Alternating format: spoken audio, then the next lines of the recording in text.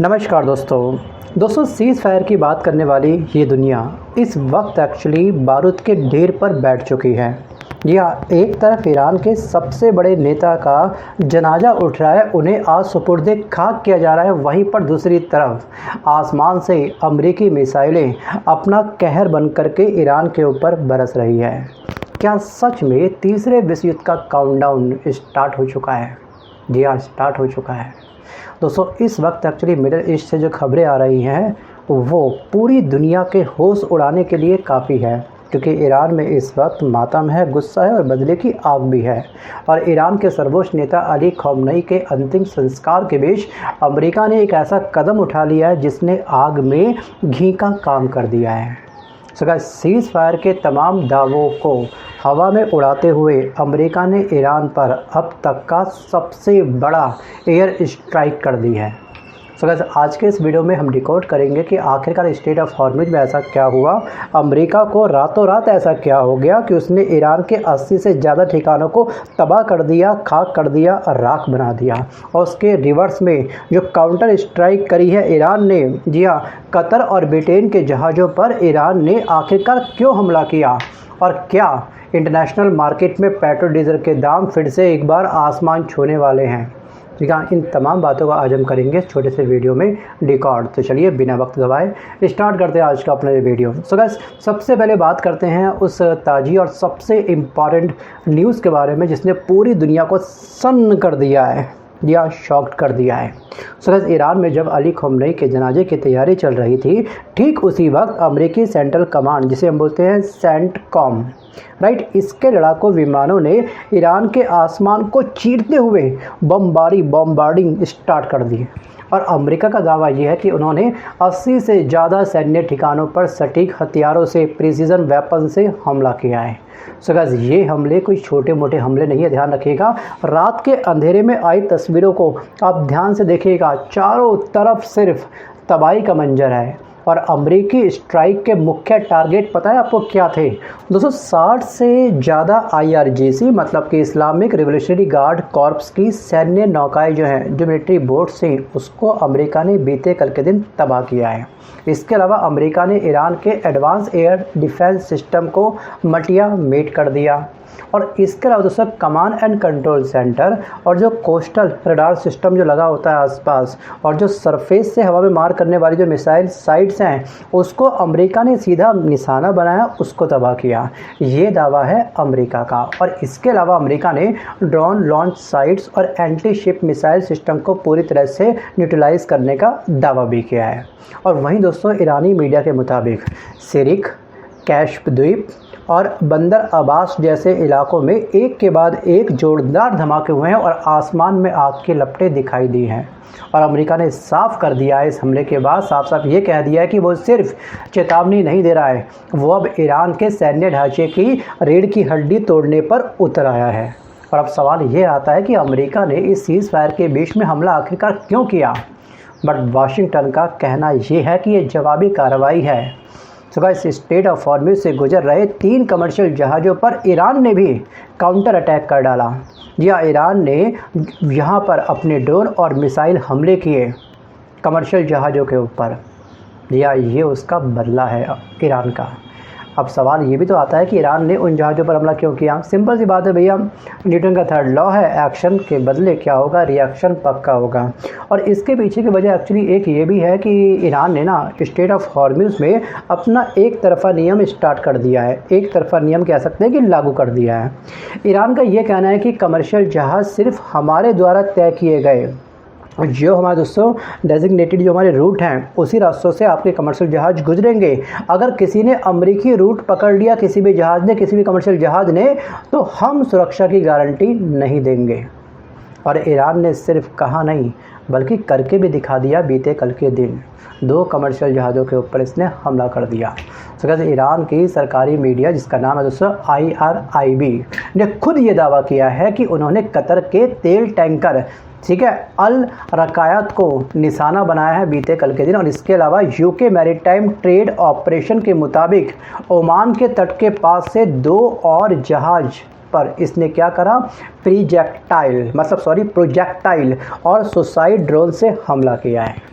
उनको भी इसने राख बना दिया ईरान ने। और ये बहुत बड़ी चेतावनी है ईरान की तरफ से, या तो आप हमारा रूट को फॉलो करो जो हम रूट आपको प्रोवाइड कर रहे हैं, वरना आपके जहाज़ को हम लोग तबाह कर देंगे। अप्रत्यक्ष रूप से ईरान का कहना यही है।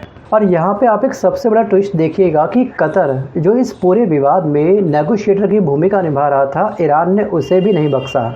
जी हाँ, कतर के विदेश मंत्रालय के प्रवक्ता माजिद अल अंसारी ने बेहद कड़े शब्दों में ये कहा है बीते कल के दिन कि ये अंतर्राष्ट्रीय कानून का गंभीर उल्लंघन है और ईरान जो दोस्तों वैश्विक ऊर्जा आपूर्ति और समुद्री रास्ते को खतरे में डाल रहा है और उसे ये गुंडागर्दी तुरंत बंद करनी चाहिए। लेकिन ईरान ध्यान रखिएगा टस से मस होने को आज तैयार नहीं है। यह मैं आपको बता दूं कि ईरान ऐसा क्यों कर रहा है, क्योंकि ईरान जानता है कि स्ट्रेट ऑफ हॉर्म्यूज़ दुनिया की नस है। अगर उसने यहाँ अपना दबाव छोड़ दिया, ये रिमोट कंट्रोल एवं उसने फेंक दिया, तो उसका दबदबा वैश्विक स्तर पर ख़त्म हो जाएगा। और दिलचस्प बात यह है कि इन हमलों में अभी तक किसी के मरने की खबर नहीं आई है। मतलब कि दोनों तरफ से बॉम्बार्डिंग वगैरह हुई है, मिसाइल अटैक हुए हैं, लेकिन कोई बड़ी संख्या में मरने वालों की संख्या भी फाइनल डिस्क्लोज नहीं हुई है। क्यों? क्योंकि ईरान बहुत चालाकी से सिर्फ जहाज़ों के बाहरी डेक, जो उसका आउटर डेक होते हैं, उस पर ड्रोन मार कर रहा है, उस पर ड्रोन से हमले कर रहा है।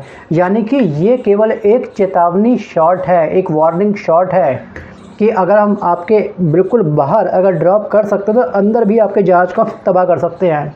वो जहाज़ को डुबाना नहीं चाहता, वो सिर्फ दुनिया को डराना चाहता है ईरान, या इस अपने इस कदम के माध्यम से। अब दोस्तों चलिए अब आपको ईरान के अंदर थोड़ा सा और ले चलते हैं कि ईरान के अंदर चल क्या रहा है। दोस्तों यहाँ ध्यान रखिएगा कि माहौल इस वक्त किसी ज्वालामुखी जैसा बना हुआ ईरान के अंदर है।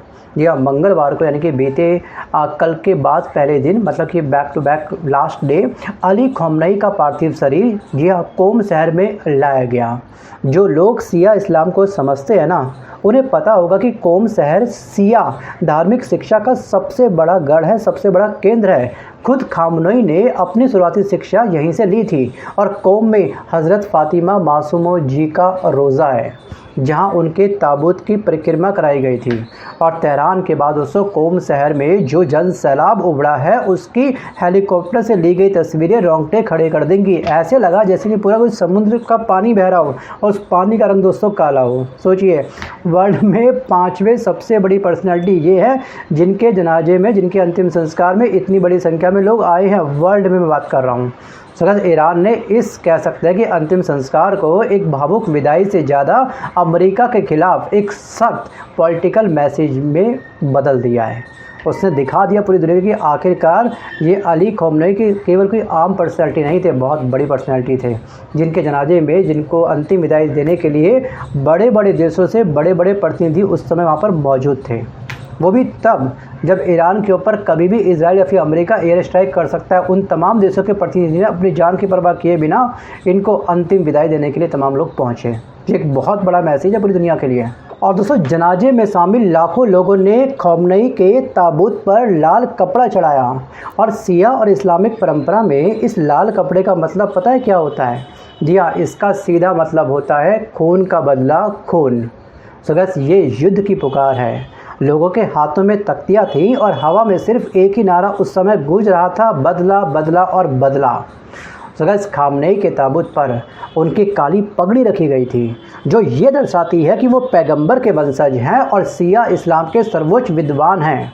और जनता का सेंटीमेंट इस वक्त ये है कि चाहे हमारे अस्पताल टूट जाएं, हमारे कॉलेज राख बन जाएं, हम मरने को तैयार हैं, लेकिन अमेरिका और इजराइल के सामने हम घुटने नहीं टेकने वाले। और इसी बीच दोस्तों इजराइल के प्रधानमंत्री बेंजामिन नेतन्याहू ने आग में घी डालते हुए एक बयान जारी कर दिया कि ये उमड़ती हुई भीड़ पूरे ईरान की आवाज़ नहीं है और ईरान की जनता बदलाव चाहती है। ये मैसेज आया इनकी तरफ से। सोचिए, मतलब कि यहाँ पर ईरान की जनता ईरान के सरकार को सपोर्ट कर रही है और ये बेंजामिन नेतन्याहू इतना बेतुका बयान दे रहा है, जिसके जवाब में ईरानी राष्ट्रपति मसूद पेज़ेश्कियान और सेना प्रमुख अमीर हातमी ने कसम खाई है कि वो खमेनी के रास्ते से 1 इंच पीछे नहीं हटने वाले। जो इनके सपने थे वही सपने अब हमारे भी हैं। ठीक है, अब होगा ईंट का जवाब मिसाइल से। सोचिए, ये पूरा घटनाक्रम सिर्फ ईरान तक सीमित नहीं है, अब यहाँ पर ये कह सकते हैं कि ये जंग की आग ना अब इराक तक भी फैल चुकी है।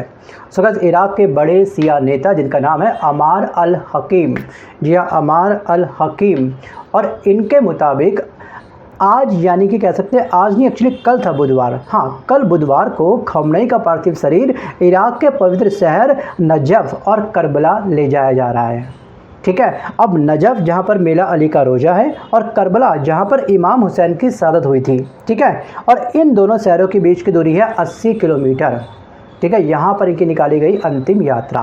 वैसे इनकी अंतिम यात्रा का, खमनेई जी का अंतिम यात्रा का कुल जो लेंथ थी वो थी 3000 किलोमीटर। अब 80 किलोमीटर इन दोनों एरिया से निकलना था, नजफ और करबला के बीच से, और यहाँ भी तेहरान जैसे ही लाखों लोगों का हुजूम दिखाई दिया हमको। और सुरक्षा की जिम्मेदारी इराक की जो पॉपुलर मोबिलाइजेशन जो फोर्सेस है, जिसे हम बोलते हैं PMF, उसने खुद संभाली है कि हम आपको सिक्योरिटी प्रोवाइड करेंगे, आप निकालो, करो इनकी अंतिम विदाई।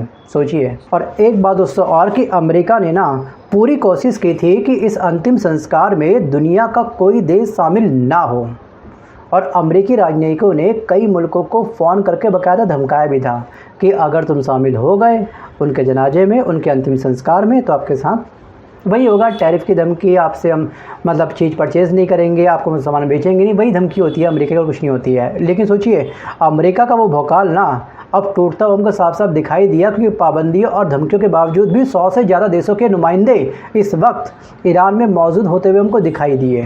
दोस्तों, आज है आपकी 9 तारीख, यानी कि आने वाले आज के चंद घंटों पहले ही, कह सकते हैं चंद घंटों पहले, अली खमेनी को सुपुर्द खाक किया गया। सोचिए, क्या अमेरिका इन ड्रोनों का जवाब, जो ईरान ने उसके कमर्शियल जहाज़ों के ऊपर जो ड्रोन गिराए हैं, क्या अमेरिका इन ड्रोनों का जवाब और बड़े हमले से देगा चंद घंटों बाद? क्या ईरान कुवैत, बहरीन और जॉर्डन में मौजूद अमेरिकी मिलिट्री बेसिस को उड़ाने की अपनी धमकी को सच करेगा? और अगर ऐसा हुआ तो इंटरनेशनल मार्केट में ना कच्चे तेल जो क्रूड ऑयल है, इसकी कीमतें आसमान बहुत ही जल्द छूने वाली है, जिसका सीधा असर आपकी और हमारी जेब पर पड़ेगा। वो अलग बात है कि हम लोग एथनॉल E20 पेट्रोल का यूज़ कर रहे हैं, जिसके बाद हमारी देश की जनता इस समय अपना सर पीट रही है, जी अपना सर फोड़ने के लिए तैयार पड़ी है कि हमारी गाड़ी का लंका लगा दी, बेड़ा गर्क कर दिया। आम जनता 15 जुलाई को इस क्रूड ऑयल के हिसाब से, मतलब जो E20 जो पेट्रोल यूज़ हो रहा है, एथनॉल का जो यूज़ हो रहा है, इसको लेके बहुत बड़ी धरना दे रही है आम जनता। बाकी आपको क्या विचार है? वैसे हमको पता करना क्या, हमको अपना जो स्टोरेज कैपेसिटी थी वो इंक्रीज़ करनी चाहिए थी। हम विश्व गुरु हैं, वर्ल्ड में हमारा डंका पीटा जा रहा है, हमारे देश में अमृतकाल चल रहा है, लेकिन आखिरकार हमारे देश के अंदर क्रूड ऑयल का स्टोरेज इतना कम क्यों है? देखिए अन्य देशों के मुकाबले भारत की किस तरह से खस्ता हालत बढ़ी है। हाँ, शब्दों में, गोदी मीडिया के आंकड़ों में हम विश्व गुरु बन चुके हैं, लेकिन हकीकत असली हमारी ये है। हमको इसे स्ट्रॉन्ग करना चाहिए था। हमने क्या करा कि जो ओरिजिनल पेट्रोल था उसमें एथनॉल मिला दिया, ठीक है, उसके कंपैटिबल व्हीकल के इंजन है नहीं, इसलिए इंजन की लंका लग गई। सोचिए, जो नई गाड़ी 2 साल पहले ली गई थी उसका आज इंजन खुलने पर मजबूर हो चुका है। इस तरह के सोशल मीडिया प्लेटफॉर्म पर बहुत सारे वीडियो आ चुके हैं। अब कुछ लोग अंधभक्त ये भी कहेंगे कि भैया ये तो वे फेक वीडियो हो सकते हैं। बाकी ठीक है, आपका जो विचार है आप स्वतंत्र है, कमेंट बॉक्स ओपन है, आपको जो नेगेटिव बोलना है बिंदास आप बोल सकते हैं। मैं आता हूँ दोस्तों फिलहाल वापस टॉपिक की तरफ। अमेरिका और इजराइल को अपनी बादशाहत का कम होना बर्दाश्त नहीं है, और इनकी जो बादशाहत है, जो इनकी छवि है वैश्विक स्तर पर, वो कम हो रही है, अमेरिका के भी, इजराइल को भी, और ये दोनों बातें इनको एक्सेप्ट करनी चाहिए। डोनाल्ड ट्रंप की नज़रें हमेशा से तेल के कुएं पर रही है। आपको पता होगा वेनेजुएला के टॉप लीडर को इसने कैसे करा, हाईजैक कर लिया ट्रंप ने, अमेरिका ने। उसके बाद वहाँ पे अपना पपेट बिठा दिया वेनेजुएला के अंदर। वेनेजुएला में भी क्रूड ऑयल काफ़ी अच्छी मात्रा में होता है, लेकिन जो ईरान का जो क्रूड ऑयल है ना, उसकी जो क्वालिटी होती है वर्ल्ड में नंबर 1 की क्वालिटी होती है। इसको यही लगा था अमेरिका को कि मैं ईरान के ऊपर हमला करूंगा, ठीक है, अपने ऑपरेशन फ्यूरी के माध्यम से जो टॉप लीडर है खमेनी को तबाह कर दूंगा, उसको मार गिराऊंगा, इस स्थान पर जो पेट्रोल है उस पर मेरा अधिकार होगा। लेकिन कहानी पलट गई। जैसे उसके बेटे ने ये कमान संभाली, गद्दी संभाली, उसके बाद जो दांत खट्टे करे हैं इसने ट्रंप के, जो दांत खट्टे बेंजामिन नेतन्याहू के, उसके कहने हैं कि आप देख रहे होंगे। सोचिए, एक छोटे से देश के साथ में आज रूस भी खड़ा हुआ है, इसके साथ में आज चीन भी खड़ा हुआ है, इसके अन्य अलायंस भी दिल से इसका साथ दे रहा है। और सबसे बड़ी बात यह है कि ईरान की जनता भी इस समय ईरान की सरकार के साथ खड़ी है। वहीं दूसरी तरफ अमेरिका की जनता अमेरिका के खिलाफ खड़ी हुई है, इजराइल की जनता इजराइल के खिलाफ खड़ी हुई है। और जब जनता खिलाफ होती है सरकार के, तो बड़ी से बड़ी सरकार की कुर्सी भी खिसक जाती है, धराशायी हो जाती है, उसके जो पाए होते हैं वो टूट जाते हैं। ऐसे बहुत बड़े बड़े एग्जाम्पल मैंने देखे कई सारे देशों के। ठीक है, अब दोस्तों ध्यान रखिएगा क्या होगा क्या नहीं होगा आने वाले समय वो चलेगा अब तक चंद घंटों बाद कौन किस पे भारी पड़ेगा।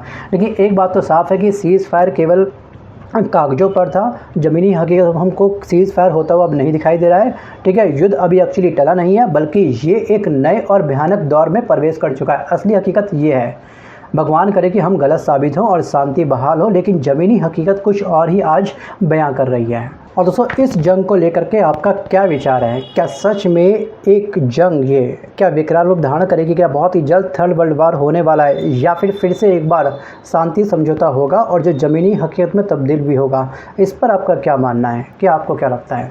अच्छे से मंथन करिएगा, उसके बाद ही आप मुझे कमेंट करिएगा। सो गाइस आज के इस वीडियो में बस कर इतना ही, मिलता हूँ जल्द तक नए वीडियो के साथ, तब तक के लिए धन्यवाद।